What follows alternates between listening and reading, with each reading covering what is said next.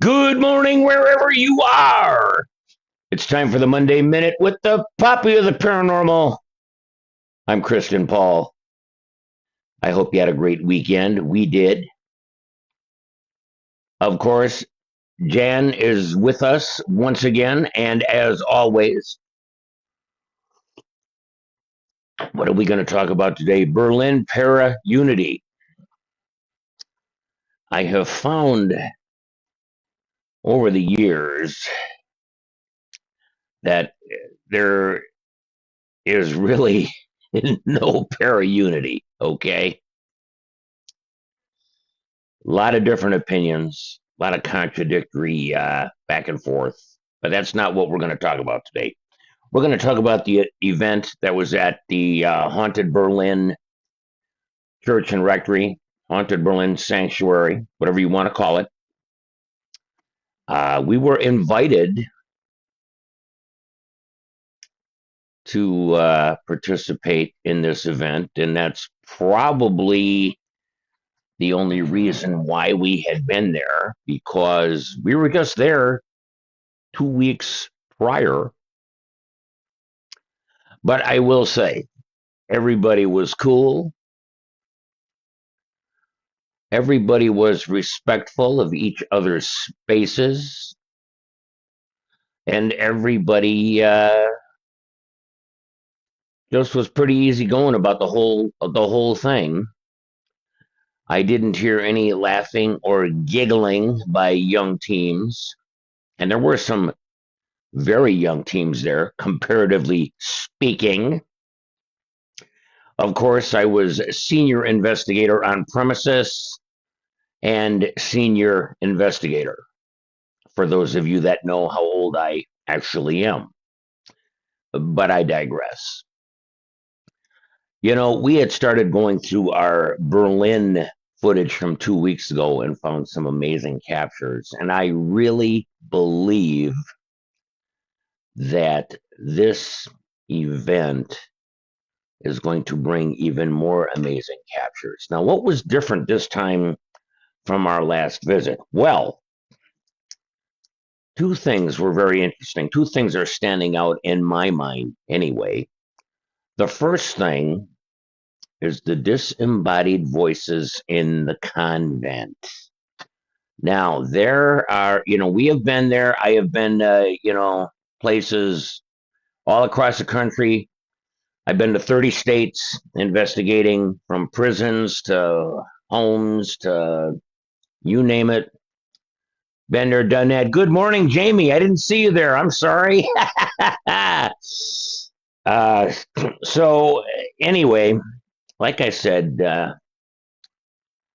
in the convent, I heard a disembodied voice. Now, Crossingaurd paranormal team, my paranormal partner in crime, the man good with the ghost, Dennis, was there, of course. And Dennis's older daughter, Haley, was along with us. Now, I have never investigated with Haley before, but I have investigated with Dennis's son, Jake, before. Uh, Investigating with Jake has always been a good experience because Jake is amazingly quiet. I never have to tell him to shut up.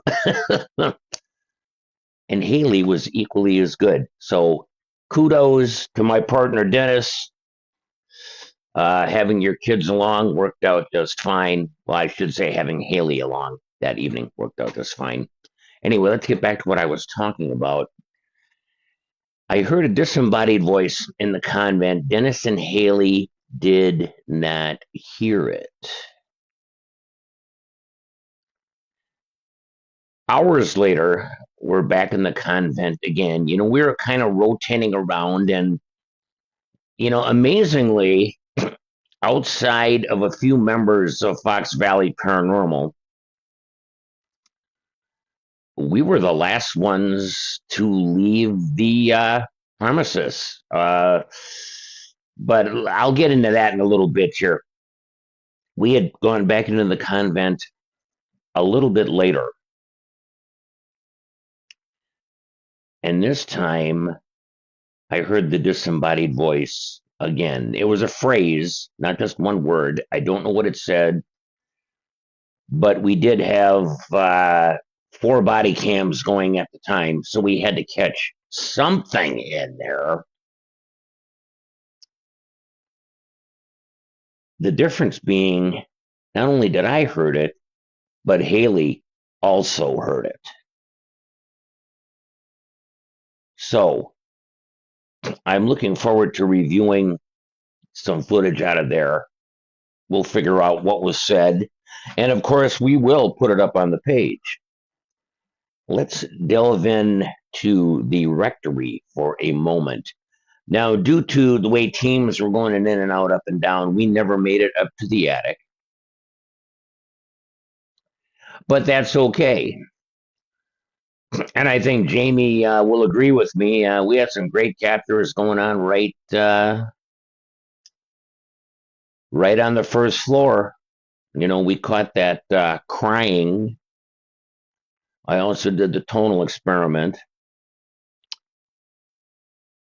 We tried doing an Estes session in the, I guess you'd call it the front room. Really did not get anything worth talking about in there. Just did not happen for whatever the reason. So, what's the review going to be from there? I don't know.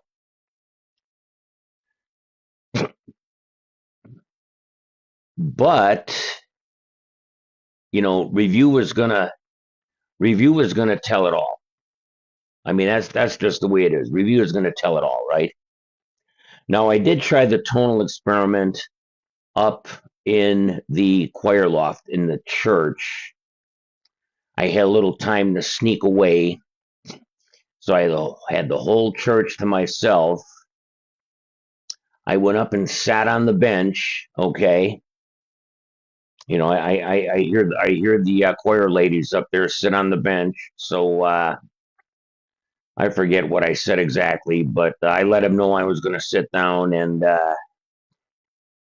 we'll see what happened out of that. Okay. This event went well. I don't know of any issues that anybody had, not that I was aware of. I wanted to talk about another thing, and this was something from Melissa. Now, for those of you that don't know, Melissa is one of the owners of Berlin. And I'm going to give you the story the way I remember hearing it. Okay? On this particular occasion, now we are in the sacristy at this point. Jamie, thanks for joining in this morning. We'll talk to you soon, I'm sure. At this point, Melissa had bought a jar about that big. Okay. She thought it was a Chinese jar, whatever. It's got some kind of writing on it. Although to me, the writing did not look Chinese. How do I know this? Because I live with somebody who's into Chinese jars and Chinese art and Buddhas and all that. So, okay. Anyway, what happened was